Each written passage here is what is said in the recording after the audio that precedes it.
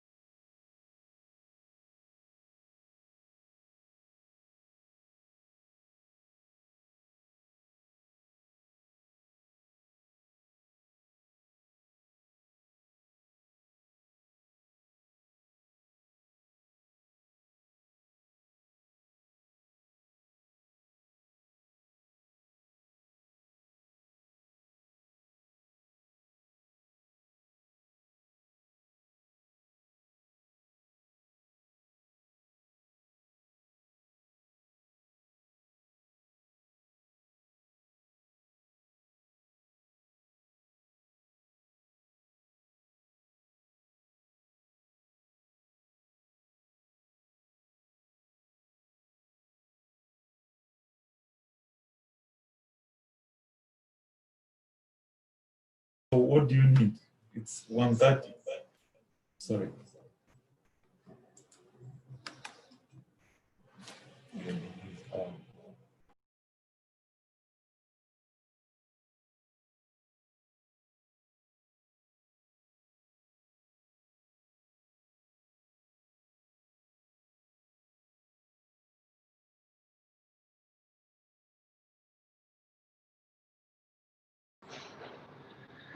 Hi, guys.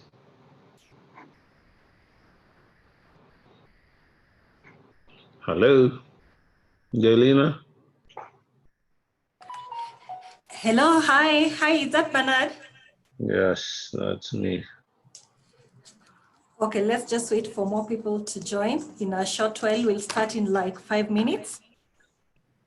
We should have started like 15 minutes ago. I tried joining. Oh, okay, sorry for the inconvenience. So that by the time everyone comes in, we are set. We'll have checked how I look, my collar, or I'm supposed to switch off the video. No, just put on the video, switch on the video. No, it's you switched it off. I can't. I'm trying to. The host has stopped it. The host has Stopped it. your video.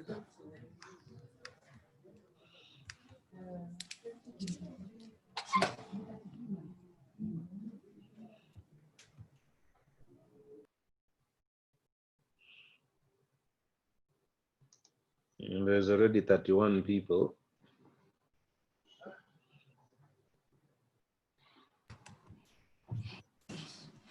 Yes, just hold on.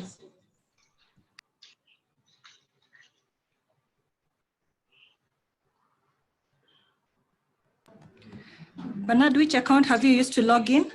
We can't see you. Well, just use the link you sent to me. I just clicked on it. Okay, you've used your name, Bernard Osawa. Yeah, I think so, yeah. Because I can see 3 Galinas, but and 1 KM, I can't see. Okay, I'm seeing everyone else. I can see Kamal, I can see. I can't see him. No, Try to log in again, once again, Bernard. so I leave and connect again. Yes, please.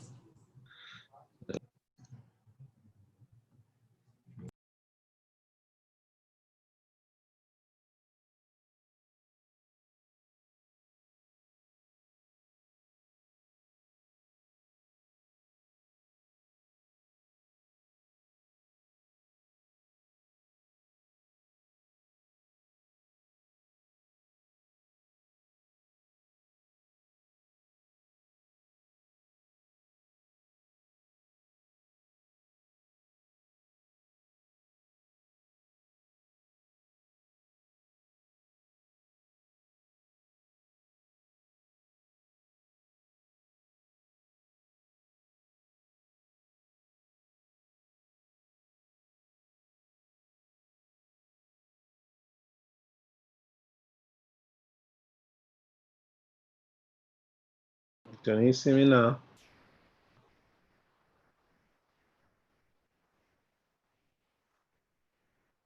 Galina? Yes, Bernard. Oh, okay. Can you see me now? I don't know why you.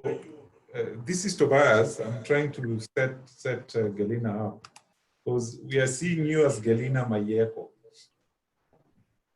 Because I just clicked on the link that she sent. Yeah, let me rename you.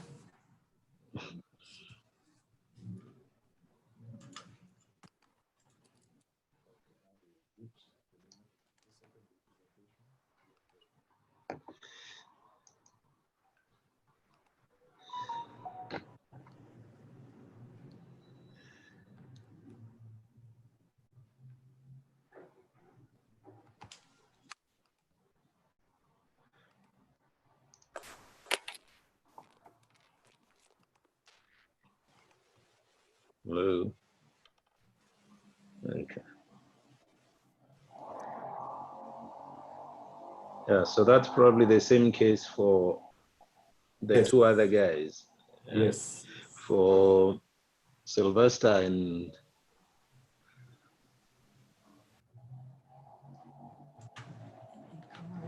Just put Sylvester.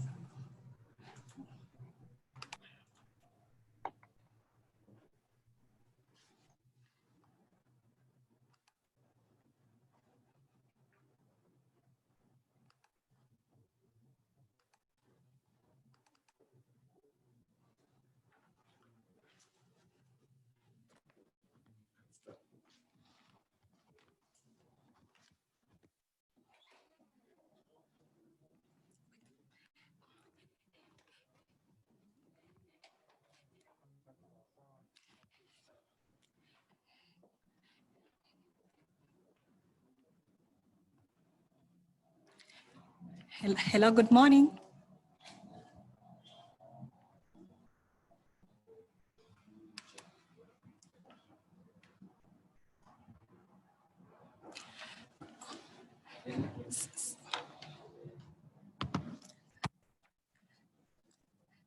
Sylvester, you can start.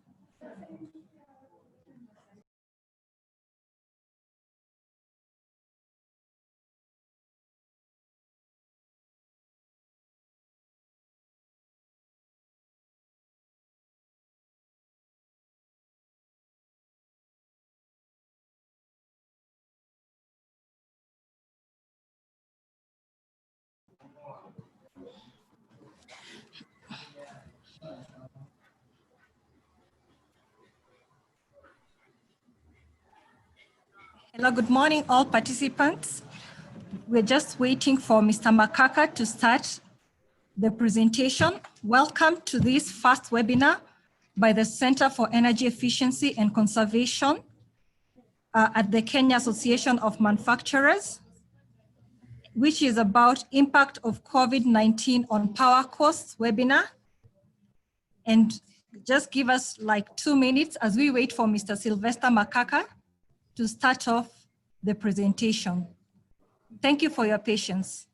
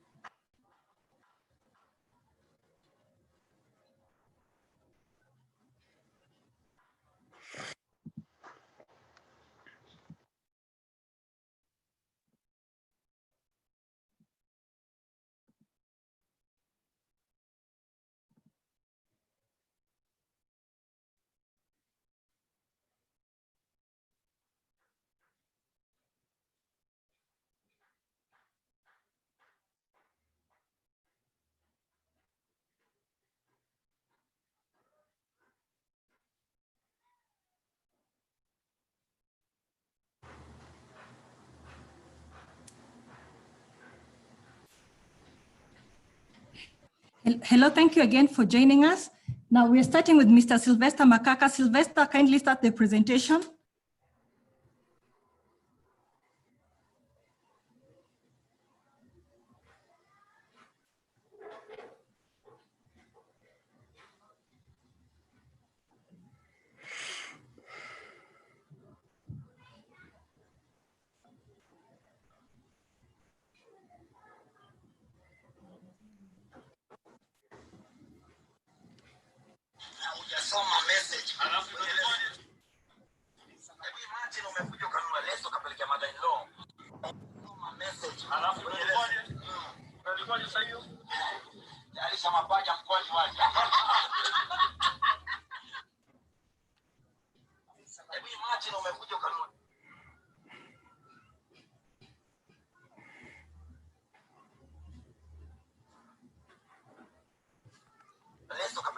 It seems Sylvester cannot hear us. Okay, Mr. Bernard Osawa, can you kindly start the presentation?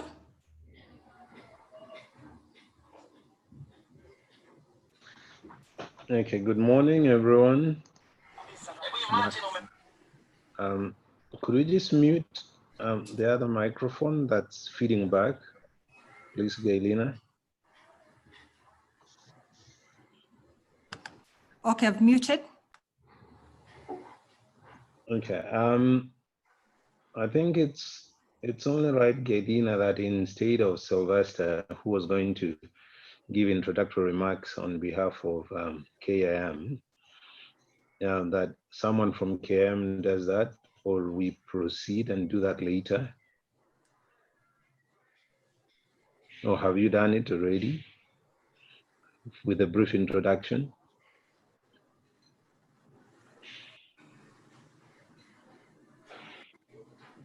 Okay, just to start off the presentation, the agenda for today is we're going, the first agenda was to make introductory remarks. And then we're going to discuss on industry gains and losses, which will be discussed by Mr. Kamal Gupta, who's the chairperson of KEREA.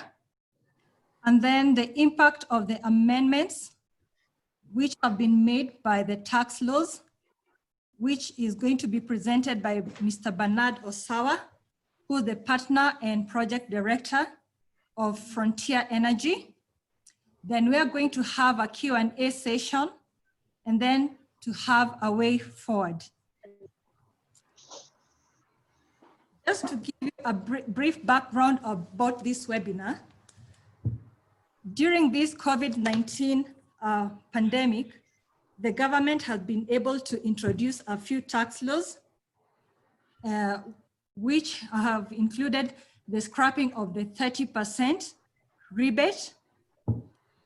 And some of these laws are going to affect the cost of electricity, and having the electricity cost go up, it is going to affect manufacturers. Some of the past power advocacy initiatives by the Kenya Association of Manufacturers, we have been able to advocate for the time of use tariff, the 30% electricity cost rebate, which has now been degazetted, the 220 kV electricity connection, and the special economic zones tariff. I'm going now to give to my colleague Joyce Njogu to also make brief introductory remarks just before we proceed. Good morning. My name is Joyce, Head of Consulting and Business Development at KAM. We welcome you this morning to join us to discuss the issues of power, affordability, access, and even how it promotes competitiveness, not just in Kenya, but regionally and globally. We welcome you and we thank you for joining us. So without much ado, I'd like us to just go straight to the presentations. We just have 1.5 hours and we have about 10 minutes already gone, or 15 minutes. So I would like to let the presenters start right away. Thank you.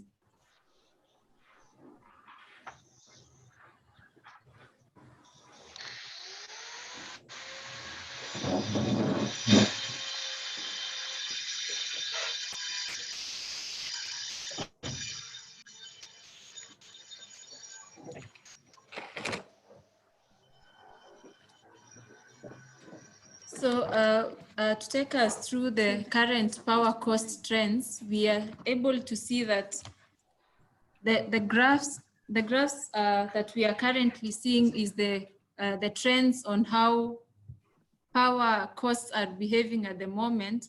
And we can see the fuel cost has gone down and the Forex adjustment has shot up in April 2020. And this can be attributed to the weakening of the Kenya shilling at the moment. And now if we look at how that translates to the overall power costs for the different industries, and in this case, we look at a typical CI2 tariff cost, we can see that increase in the Forex adjustment contributes now to the graph that, to the new trend that you can see from April. A sudden spike begins to peak from April of 2020. Unfortunately, this is what we could expect if the shilling continues to weaken as are the fears at the moment. And so I'd like to invite Mr. Kamal to now take us through the industry gain and the industry losses that have taken place since the amendments were done to the recent amendments were done to the tax laws. Welcome, Mr. Kamal.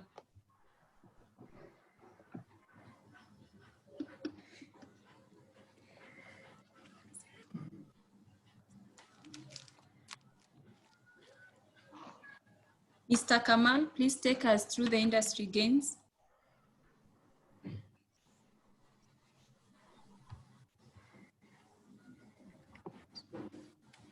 We can't hear him.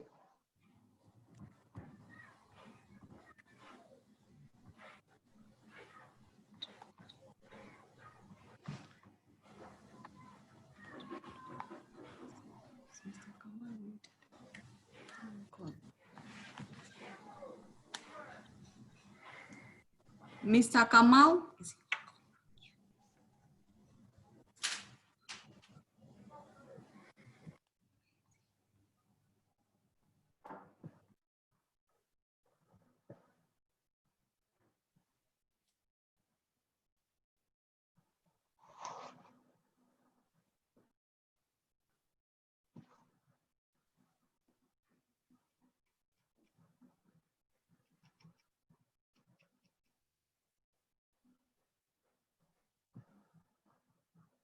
Unmute now. We can't hear you. Can you hear me now? Yeah, now we can hear you. Okay, fine. Right, good morning, everyone. In fact, I think now I'm audible clearly. Is that correct? Yes, Mr. Kamal, we can hear you. Thank you so very much. In fact, it's a great event to have all of you together. In fact, the agenda, what we are taking as a team to organize that the impact of COVID and COVID situation, specifically on the cost of energy. And that is how we are taking this presentation through. And we appreciate to have more and more participation in this particular webinar, which we are running through. My point is to talk about few industry gain and losses, which we are going to discuss in a couple of minutes. And you guys are presenting, huh? Was there a run through that was done? Sorry? No, a run through for the link, like 3 of them trying to connect and it all worked. Okay, so. Do I wait or what? That's a take home. Okay. No. I'll just continue. That's not intended for you. Okay. Okay, great.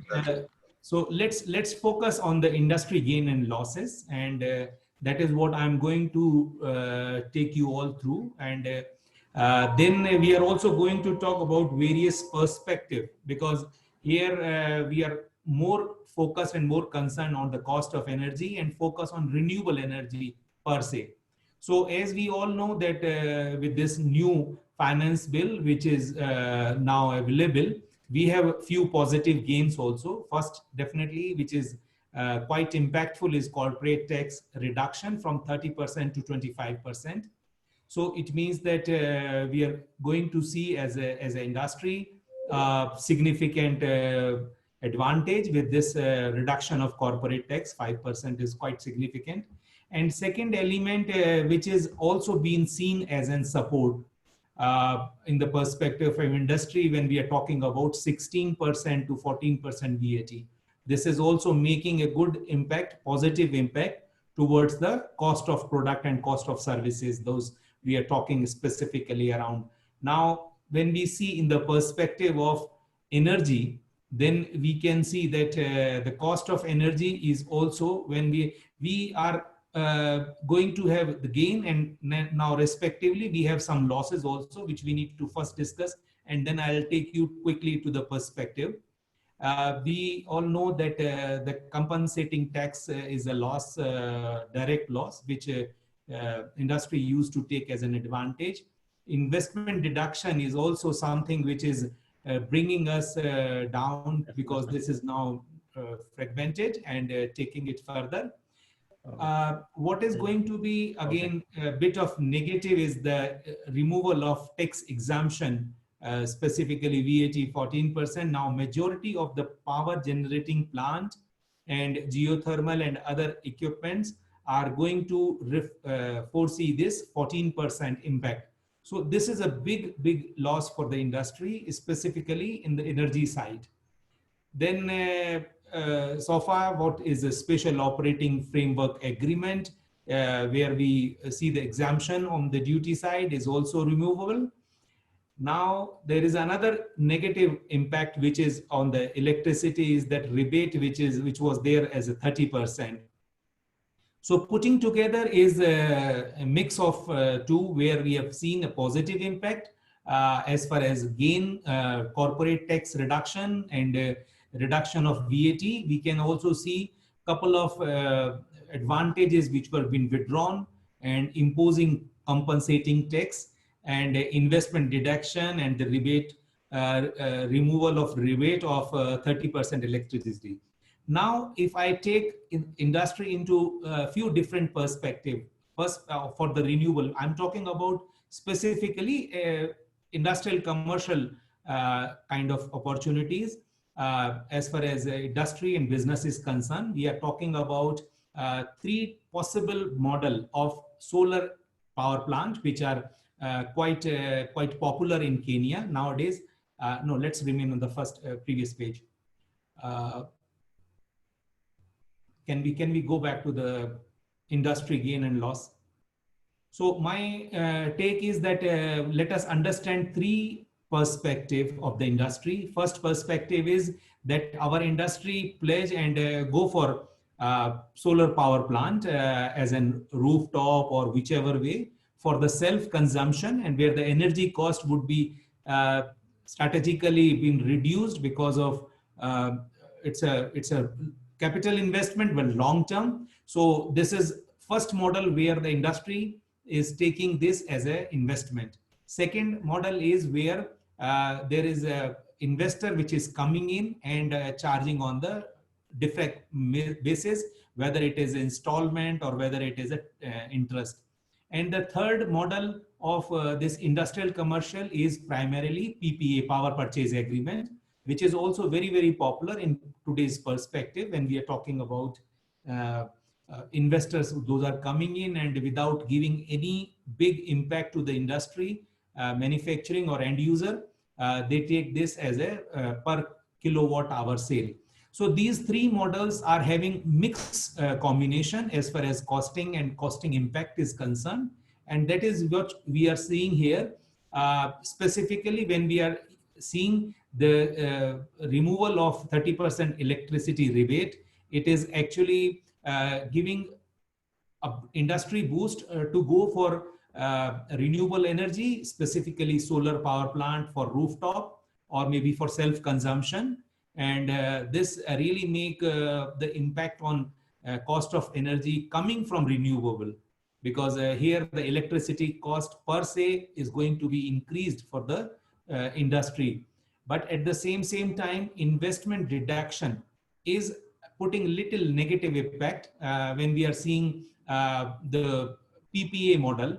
So let us very clearly balance and understand the costing and the advantage which are coming from out of these three models. One is owned by the end user, second was being actually leased by the end user, and third model was actually for the power purchase agreement where the unit sale by a principal company.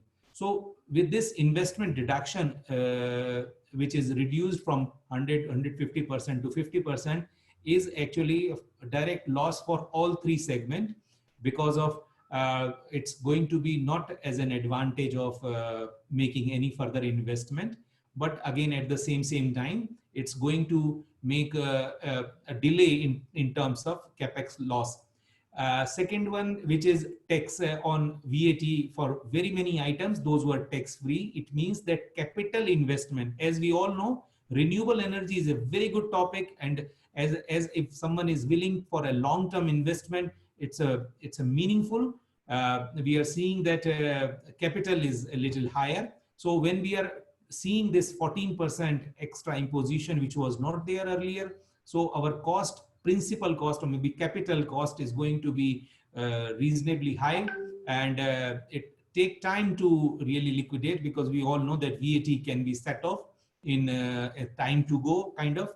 But again, this is an impact which is going to come to the principal, specifically all three models, but mostly on the first and second model, what I have briefed in detail. So this is not a very good sign when we see that renewable, this VAT 14% is imposed to renewable energy components.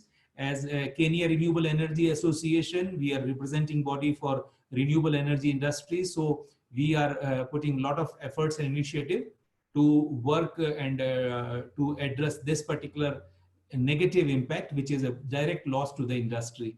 So theoretically, we are also seeing that this will not only increase the cost of electricity, but at the same time, this will give an impact of product cost, which is making low manufacturing, and which will also lead to reduce the GDP of the nation, and further our product selling out of the country is also, export is also going to be affected.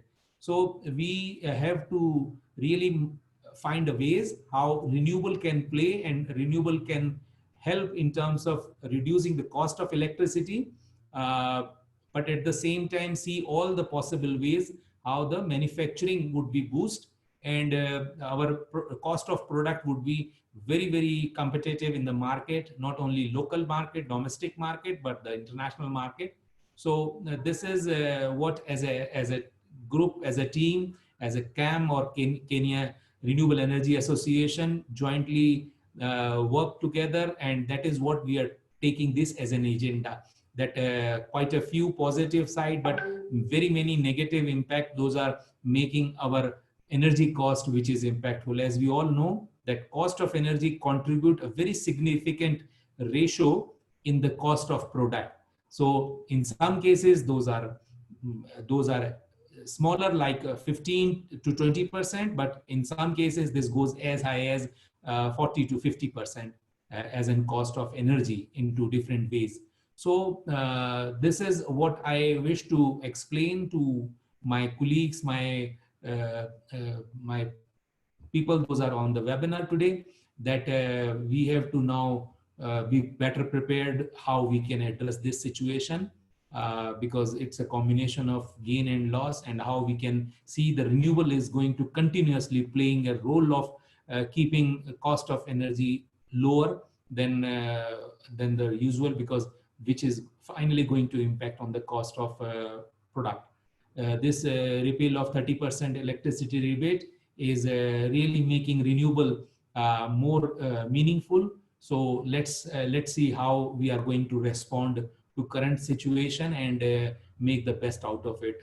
Thank you very much. I think for now I'm going to have this much from my side, but available for next session for the Q&A and discussion.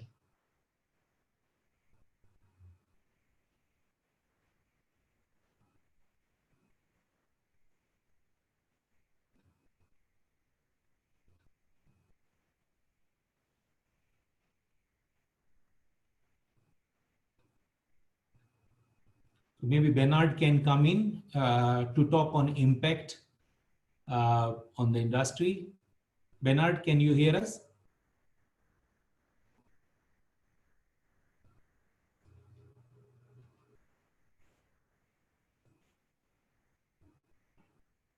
Doing the transition.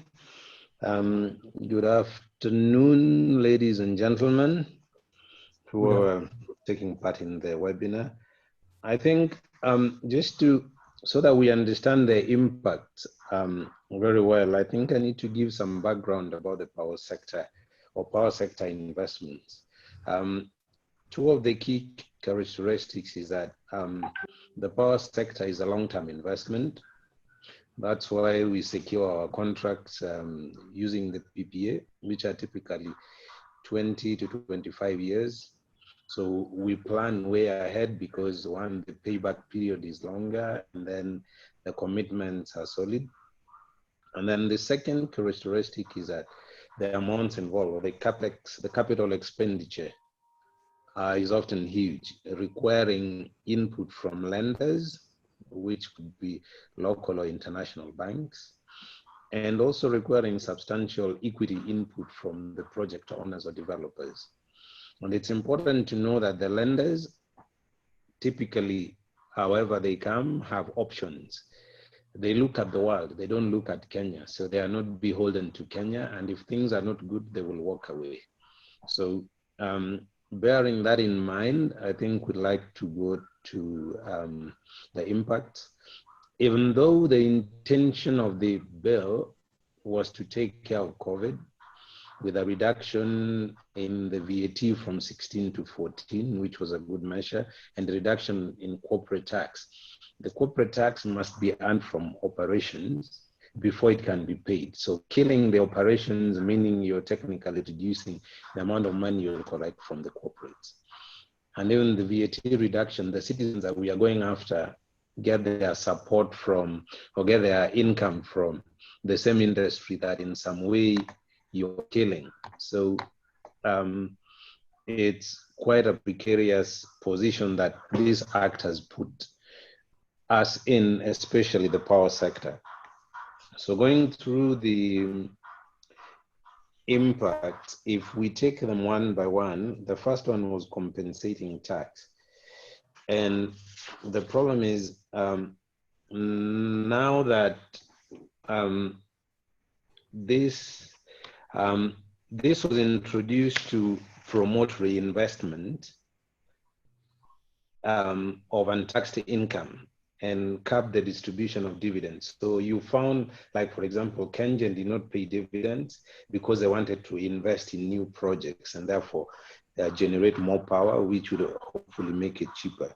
Now, if that is scrapped, it means that we will not have more money to invest in new projects, and therefore that will curtail our ability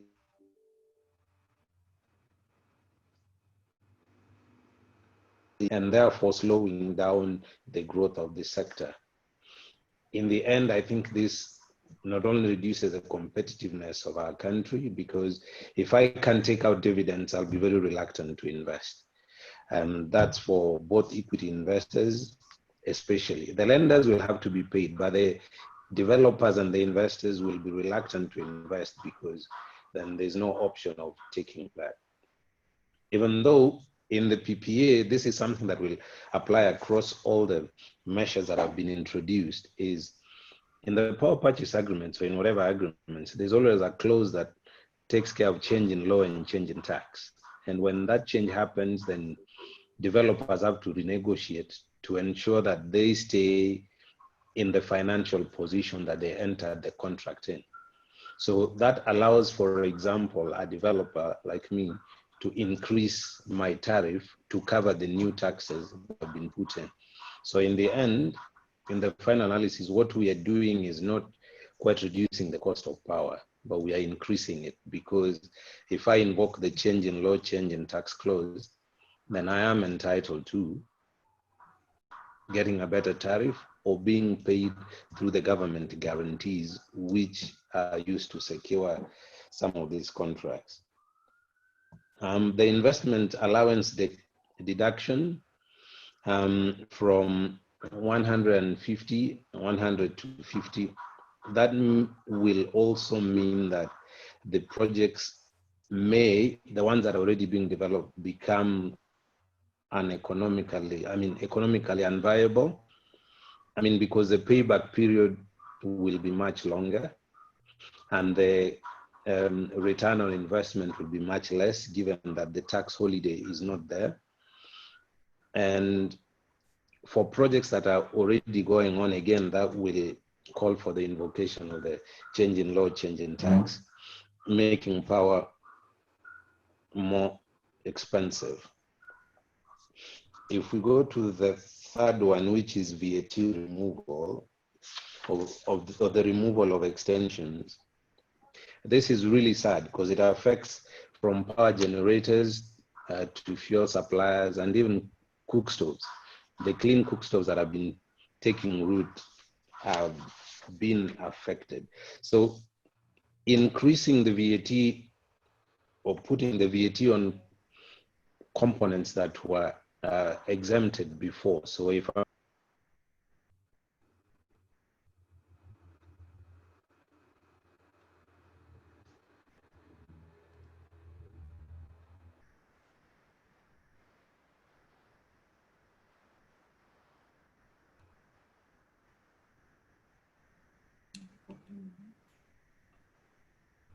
apologies, And I don't we know why. seem to have lost you. Yeah, it crashed. I don't know why.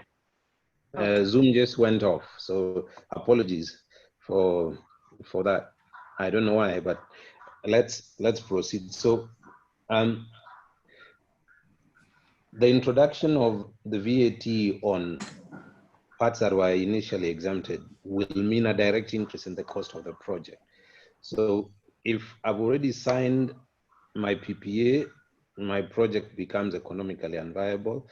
But thank goodness, if I have the government letter of support, then that should take care of the change in tax relief. But for the new projects that are coming in, it means that with the tariffs already preset, as we are in Kenya, when you develop your project, you're given a tariff. And then you try to work backwards to make your project as attractive as possible, or to make your returns as attractive as possible. Now, if you're further squeezed by these changes and it's long term, it actually makes life more difficult, and we'll see some projects ending up being scrapped altogether. And for example, we did an analysis on a solar project, and the 14% increase on VAT means that to remain even, or to remain where we are, we have to increase the tariff by between 7.5% and 13%. So if, say the bulk tariff is 7.5 cents, now we'll have to be paid about 8.3 cents for the project to remain viable. And that cost is passed on to the consumer. And there's a multiplier effect now when the manufacturer uses the power to produce and sell on to the customers. It makes them also less attractive, or their products less attractive. The fourth one, and alongside the VAT exemption, there are also a few things that are not highlighted there, like repeal of exemptions from the import declaration fee. So that was exempt before, now that's 3.5%. Now imagine you're doing a project of about $70 million. What's 3.5% of that? And how is it going to affect the final tariff? Not really good. The railway development levy as well, that's also been affected, though in a mixed way. It was that 3.5%, now it's exempt, but it's subject to the cabinet secretary deciding whether it's good for the public or not. And discretion, as we know in Kenya, has not been used very well. So it also scares us as developers. I mean, what if the guy decides, or the CS decides that, well, I'm not getting an exemption when I should, to make my project competitive and to deliver cost-effective power. The fourth impact regards the removal of the special operating framework. This was a framework for large projects that were being done jointly with the government, so the PPP projects. But it is the same effect. If the framework agreement is removed, it means that the developer is exposed to all the tax changes, and that makes it unattractive. So I believe everyone on the call also has seen and reviewed some of the proposed changes. No, I think it was passed, so some of the changes. And I think I'd like to ask the moderator to move us to the floor to also hear views from other actors in the sector.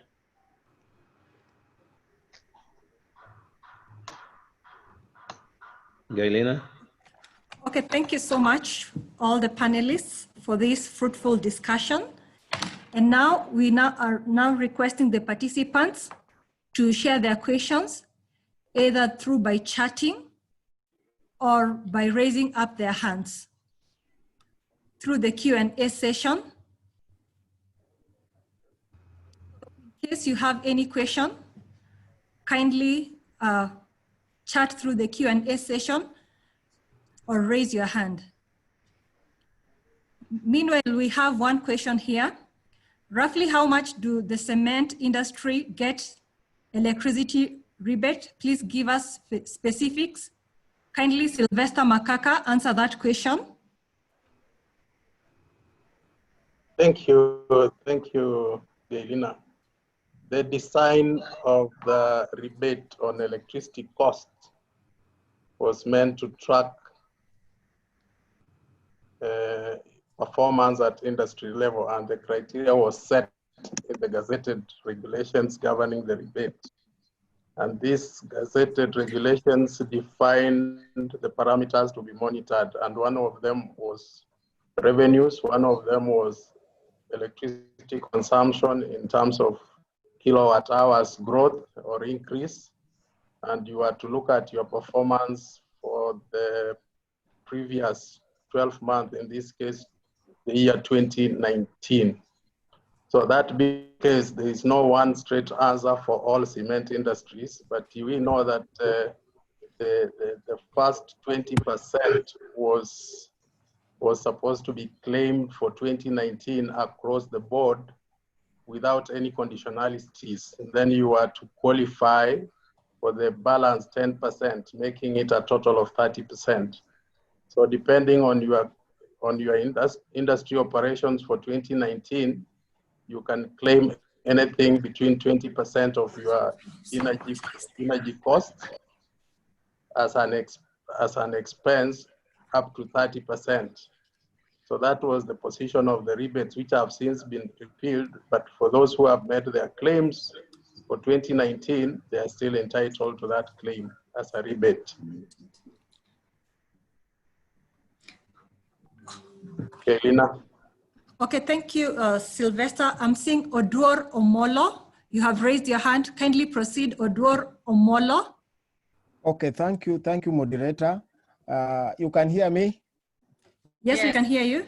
Okay, thank you, Bernard. Thank you, Gupta, for your presentation. I know we are both members of energy and extractive sector at KEPSA, and I'm also a member here of CAM. Today, I wanted to wear the hat of manufacturer, the end consumer. And the question that I was having, or the point I wanted to raise, that if you look at the energy sector today, we know that the hydropower dams are full, and therefore we can be able to dispatch enough from hydropower. We've seen that the diesel price has actually dropped significantly, over 20 shillings per liter. And if I look at the graph that you are shown during the presentation, showing the impact of Forex, I'm seeing that the percentage change in terms of Forex compared with these other fundamentals, in terms of us now being able to dispatch more hydropower, and also if we bring in the diesel price aspect, or we should be seeing a significant drop in terms of electricity cost. I wanted you just to comment on that, considering that energy mix now, we should be getting cheaper hydro and the impact of diesel price is down. That was my first question. The second, regarding the VAT exemption. When the VAT was 16%, we had that special exemption in power sector.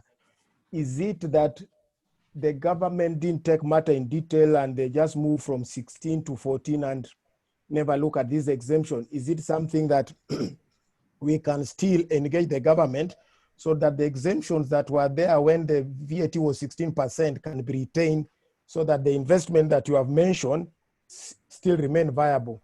I have a feeling that maybe they just did a blanket move and got rid of the previous exemption. But where in the heart of manufacturer, I strongly feel that we should be seeing a lower cost of energy now going direct to manufacturer because of dispatching more hydro and also the cost of diesel being down, and considering that the impact of forex percentage change compared to others is very small. Thank you. Thank you, Mr. Odwor.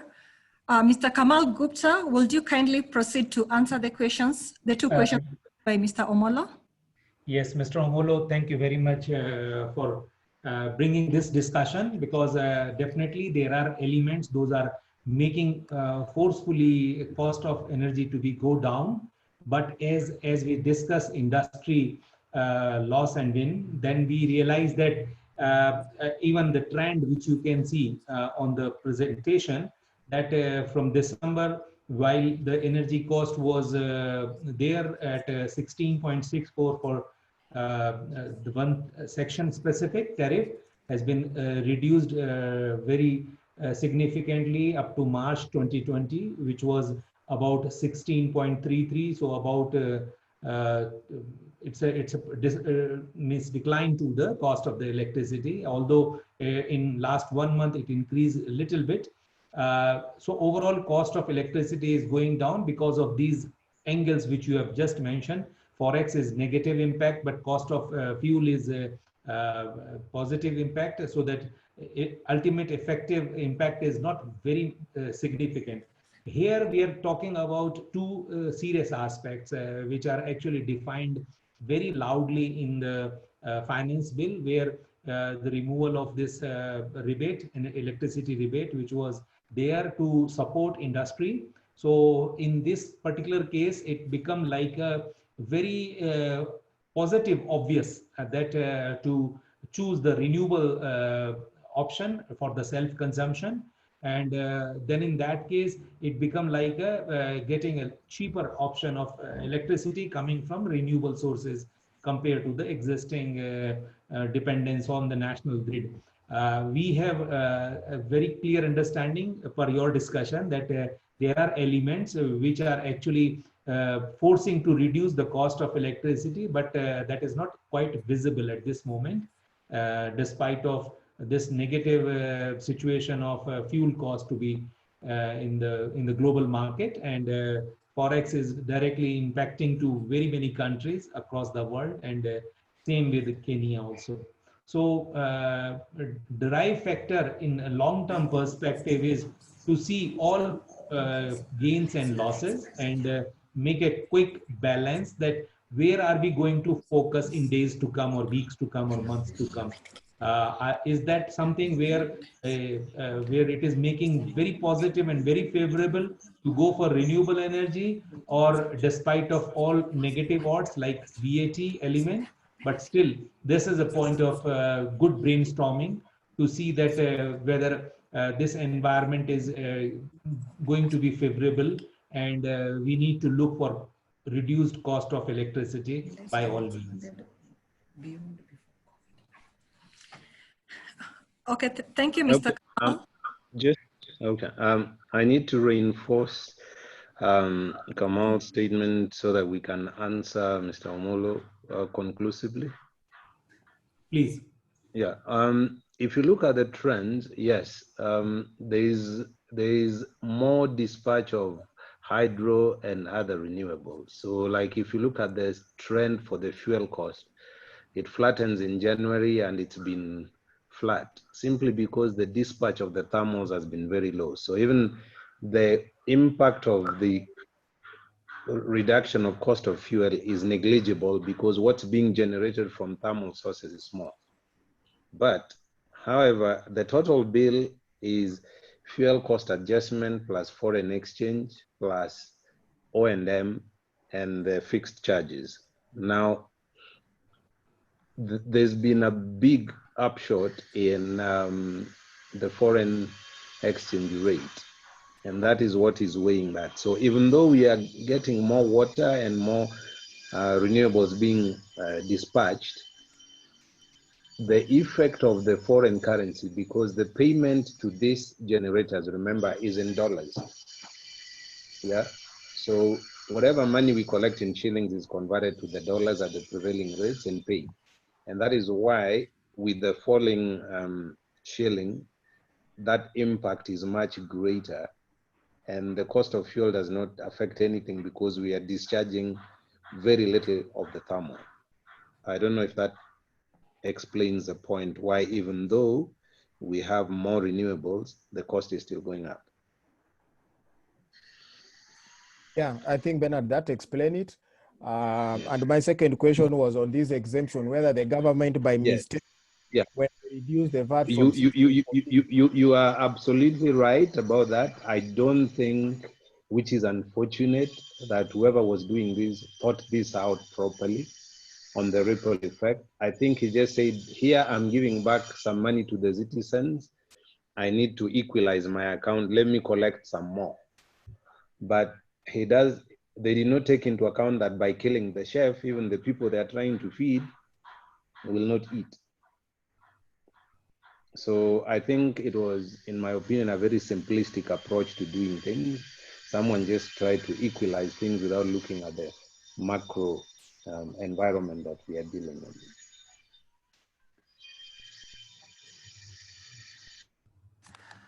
Good. Okay, Elena? thank you. Maybe I can read a comment here from Mr. Mohammed Rashid. I agree that Forex cost has raised, but the benefit on fuel, oil costs, and the rains, we should have seen a benefit and lower costs. And now to the next question. How do we benefit by strategically planning for this low tariff period? I'm directing the question to Mr. Sylvester Makaka. How do we benefit by strategically planning for this low tariff period? Thank you, Gailina. And I can see the question is from anonymous attendee, but we'll answer it to the general audience to understand. Now, time of use tariff was introduced to benefit manufacturers ramp up their production. And this was coming closely on the heels of the 2017 elections. So it was an incentive to make manufacturers ramp up their production. And by ramping up, we had the discussion then was that there is a threshold, which was your production levels and your consumption levels in the run-up to 2017 elections. So the anticipation was that after elections, manufacturers will definitely be ramping up production. Now, the incentive was to make you consume more beyond your 2017 threshold in both categories of low peak and high peak. And the timing that was allowed for this time of use benefit was during the night, specifically from around 10 o'clock in the night up to around 6 o'clock in the morning, when now the normal peaks come in. So you are to register two thresholds. One, consume what you are consuming previously under low peak and high peak. Then any additional consumption within the period specified as low peak was to benefit, was to get a 50% discount. What we have noted from the feedback from manufacturers, it is a moving target. So one time you get it, one time you don't qualify. One time you get it, one time you don't qualify. And that has been a challenge to most manufacturers to try and understand when should they be consistently benefiting from this. So you should ask yourself two questions. One, what is my consumption level with reference to 2017 before elections? If your answer is increased, then you ask yourself, what was my power consumption in 2017 compared to now?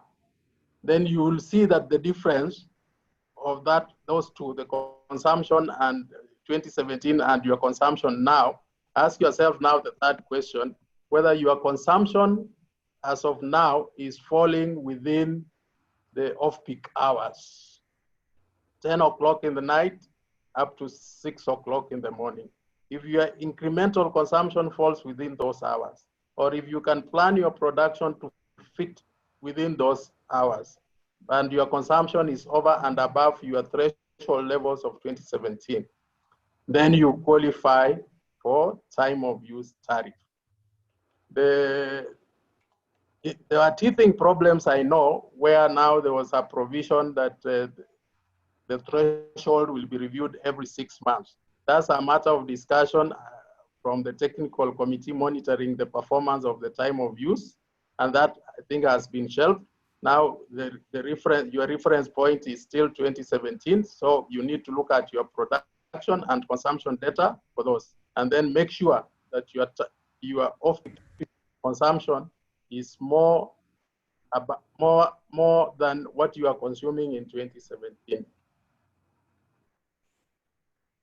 So, Sylvester, what you're essentially saying is that with a reduced consumption during this COVID period, even if there was no exemption, the tariff wouldn't be useful because production is lower than 2017. Yes, it is implied that if your production for sure and your consumption is lower, was reduced during this COVID-19 scenario, then you really may not benefit from time of use. Unless now we apply for review of that regulation. Okay, thank you, Sylvester and Bernard. Now to the last two questions. I'll direct this one to Bernard. Kindly discuss the application of compensating tax.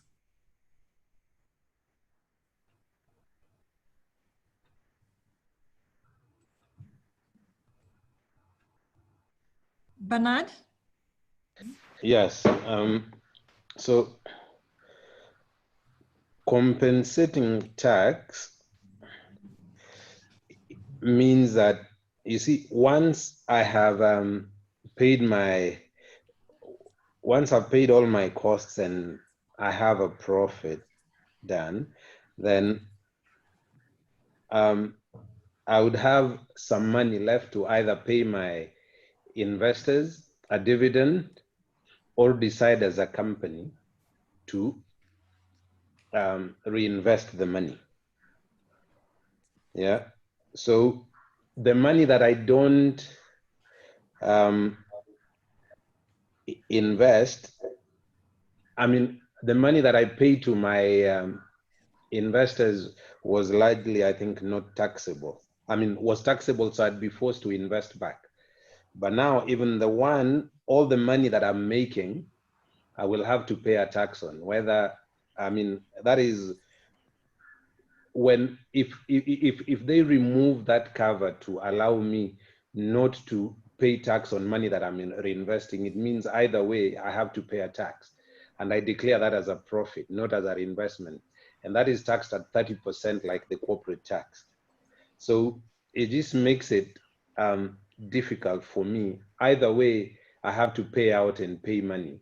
So this market, apart from not allowing me to reinvest, is just becoming unattractive altogether, because I have no tax incentives to allow me invest some more. Dividends are taxable. So the only thing that the compensating tax allowed me was to not pay dividends, but reinvest and grow the economy. But now that either way I'm paying, it just makes the whole thing unattractive.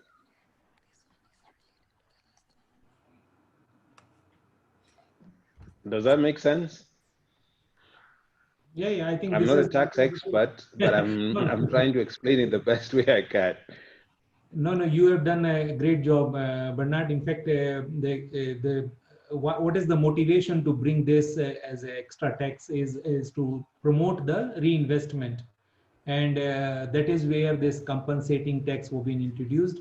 That to discourage any money which is non-taxable to draw out from the business, and whether it is property sale, which is also now the capital gain tax being introduced.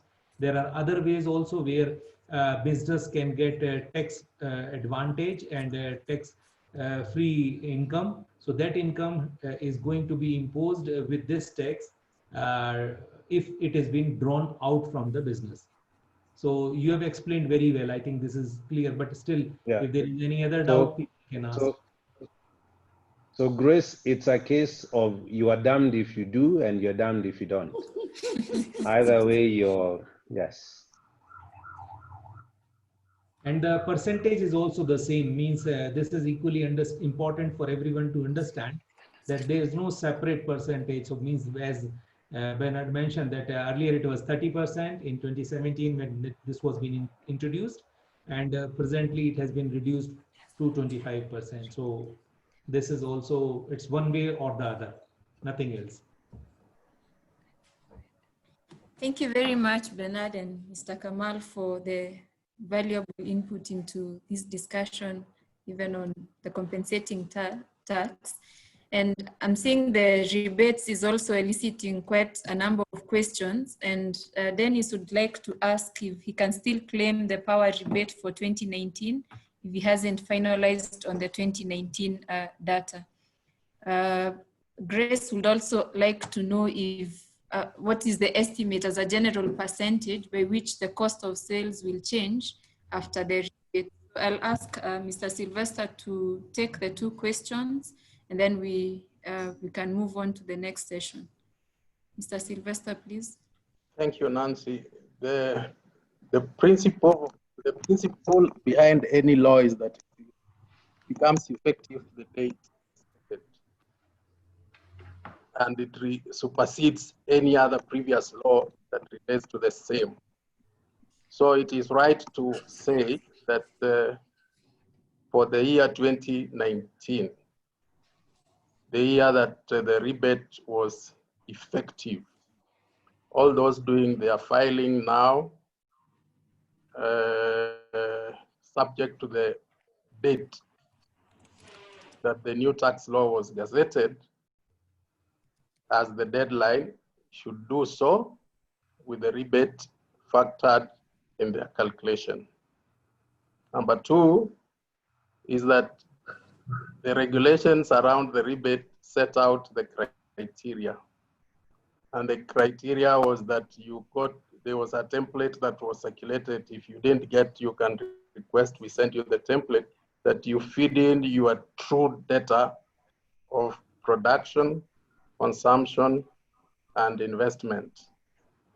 And from there, it was to give you a weighted number or a weighted percentage of those three parameters.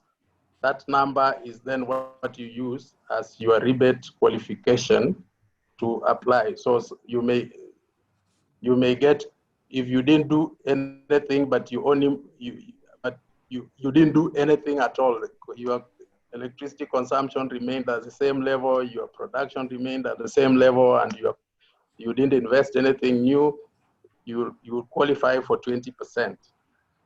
If you did something extra beyond your normal, then you work at how far over and above the 20% should I claim.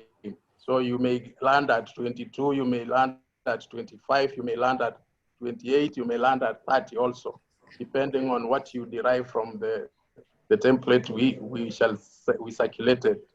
So from an individual perspective, you can still claim your rebate for 2019 because the law was applicable for 2019, and then determine your own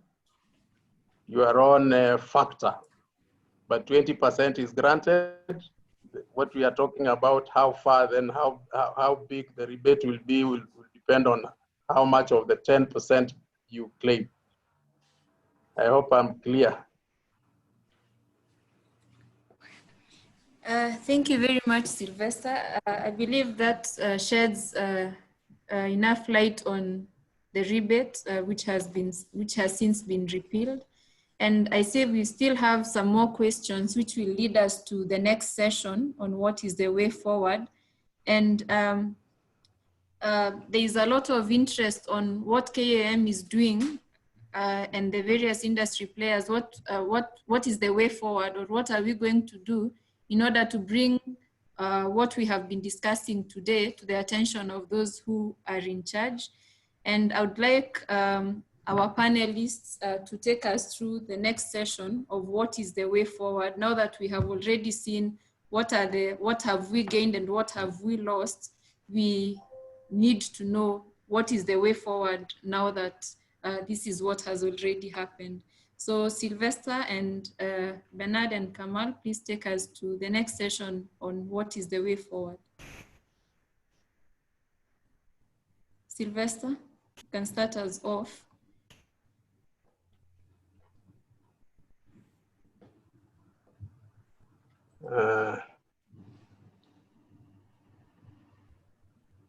From KAM position, our advocacy on the cost of energy and power quality and power availability in terms of capacity is key on our advocacy agenda to make industry and manufacturing in Kenya competitive. And we are looking at it holistically in terms of what are the new investments coming in, and how is the power sector generally performing, what is the health of the sector. Because we got to think around the sector as an enabler of manufacturing in general. So if it is not healthy, there are chances and high chances that manufacturing will suffer.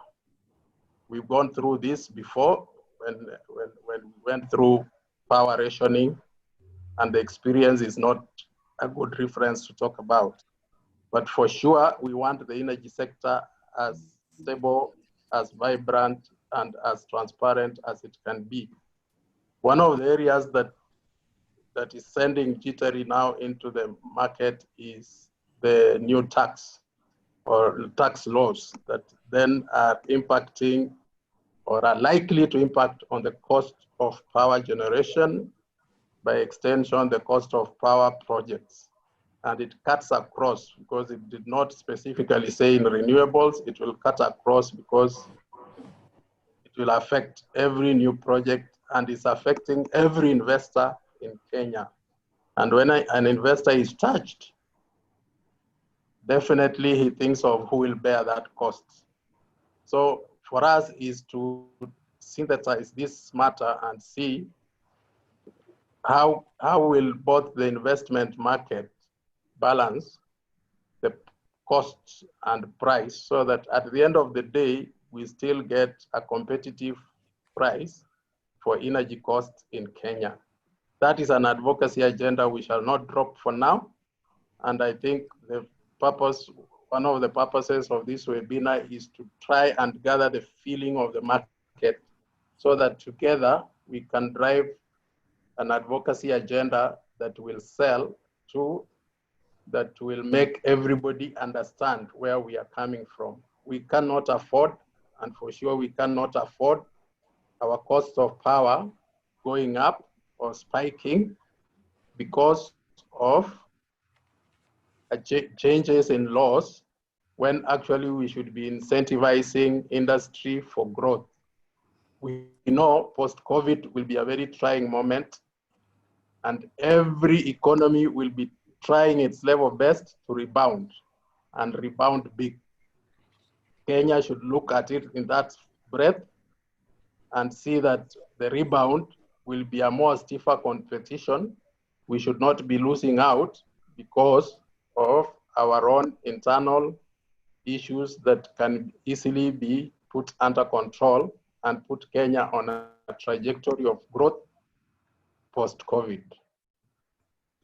So that's an agenda we want to take forward, and we are not shying away from that.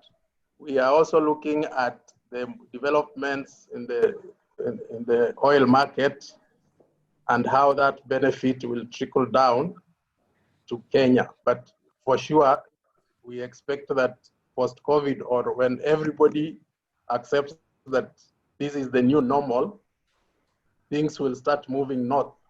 So how do we move north? Will we move north by increasing our cost of production, or will we be moving north by incentivizing and bringing industry to compete even more? Those are my remarks on the way forward, and I think I'll leave it to Kamal to chip in and contribute. Thank you so very much. We have already talked about the major challenge, which is cost of electricity and energy, and that is something which is a continuous agenda to improve further on. I will re-emphasize on the investment part of renewable energy. I can see one of the participants raise this point of unstable situation where the policies are changing very, very fast. I can see that why renewable energy is playing a important role as far as controlling and managing the cost of electricity at certain level is because of probably the capex, which is very well known, is higher, but on the long term we can see. I take an example of various permutation combinations where we were talking about renewable energy is impactful is for industrial commercial aspect. One of the example is that we all understand that current situation is quite has to lead to the right numbers, but maybe talk about end of 2019, the number was anything between 0.9 to $1 per watt renewable energy, specifically solar at rooftop or maybe at for the self-consumption purposes. With this particular cost, we got payback within 4 to 5 years time, precisely around 4.5 years, considering major element to be in focus if it is being funded by the principal. So it means that you have enough time with the warranties and everything for next 25 years or more to harvest that energy, and the cost of electricity goes as low as maybe $0.03 per watt or something like that. So which is a theoretical calculation, but reach to that perspective in that scenario. Moving to current situation and post-COVID situation, where we can see some changes were being implemented, and those are actually leading to a bit of speculation.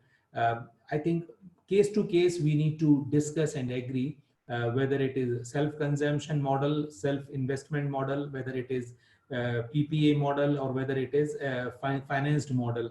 There are ways where we can still control and manage renewable energy and make the renewable energy the best option for industry. So this is the focus point which I wish to highlight as a way forward, and we can available and we can agree to make this as a continuous process, how we can make this as a valuable input for the industry to make the product cost in control. At the same time, mix of energy, whether it is coming from national grid or renewable energy sources, and effective cost of energy is going to make us as a controlled manner to form a product cost in control. So with this input, I think we need to make our way forward more precise and more focused, how we can have a balance of mix of energy and in the form of controlling and regulating cost of electricity, and to make our processes also controlled. From my side, this, and then I invite Bernard to come in and add his point. Okay, thanks, gentlemen, Kamal and Sylvester. I think what we need to understand is we cannot move forward without getting the fundamentals right. And it seems whoever made some of these recommendations didn't think of the fundamentals or the full picture. So I think it's still important that the power cost advocacy agenda be actually reinforced and strengthened. And the Treasury folks should be made to understand that, indeed, they're killing the economy, not growing it by doing what they're trying to do. Besides that, I think the two gentlemen have covered the issues pretty well, but the bottom line is investors, unless we mobilize local investment, it will be difficult to excite anyone coming from out there to invest their money in Kenya, which is unfortunate because the foreign direct investment that we are trying to attract is also useful in stabilizing the Kenya shilling. So the moment we don't get any FDI inflows, our exchange rates will also start shooting up. So it's a cyclic thing that needs to be addressed at the root, and not by simply trying to balance the numbers in and out. Thank you. Thank you, Bernard. I want to appreciate all the insights that you have provided during this webinar.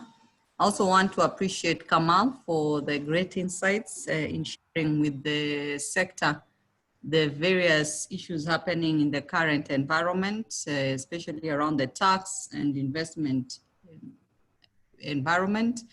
Also, thank you to Sylvester for supporting with the responses around the Q&A, which highlights some of the challenges that industries are going through, or even some of the statements. Thanks also to the participants for joining us this morning, running into afternoon. Thank you for all the comments that you have given us, and also challenging Kam on how to move forward this agenda for industry in terms of boosting competitiveness, not just locally, but regionally as well as globally. I want to thank also the energy team at CAM, Gelina, Nancy, Innocent, and Elijah for supporting the preparation of this session. And they'll also be responsible for taking up the actions that have come out of here. And just a quick summary, the actions include strengthening the advocacy on how we promote energy efficiency and conservation within the sector through the various stakeholders. Of course, the main stakeholder being the Ministry of Energy. And recently we've been partnering with the Ministry of Industry and Trade. And also we've been partnering with the National Treasury. And those three ministries have worked hand in hand to make sure that we are promoting competitiveness of industry, especially around energy efficiency, from what has been said already, around access, affordability, and quality. We had made progress, of course, with the rebate, and you have been told that it has been repealed in the current COVID-related tax law, which then has put us again in a backward trend where we were promoting reduced cost of power, and our target was 9 cents as per the proposals that we shared with the president.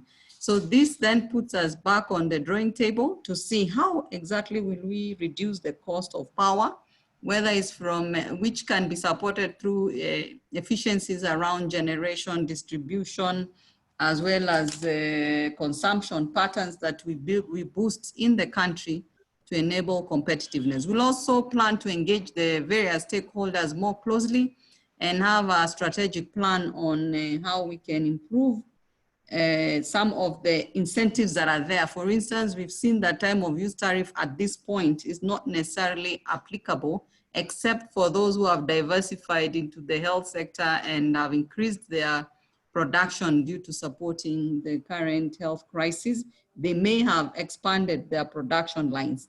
But majority of the industries really have reduced their production and are going through many other challenges like managing labor in this scenario, and managing labor costs, as well as managing the protocols that have also increased the cost of doing business, but are part of the health measures, health and safety measures that have been put in place. As CAM, we are quite convinced that there's a lot of work to do in boosting competitiveness, not just on energy. We are also having challenges around logistics in terms of movement of goods, whether in or out of the country. The supply chain network has been heavily affected, and we are looking at new dynamics of how to improve efficiencies in that area. And we are grateful because the logistics sector is also working very hard to enhance how logistics can be promoted.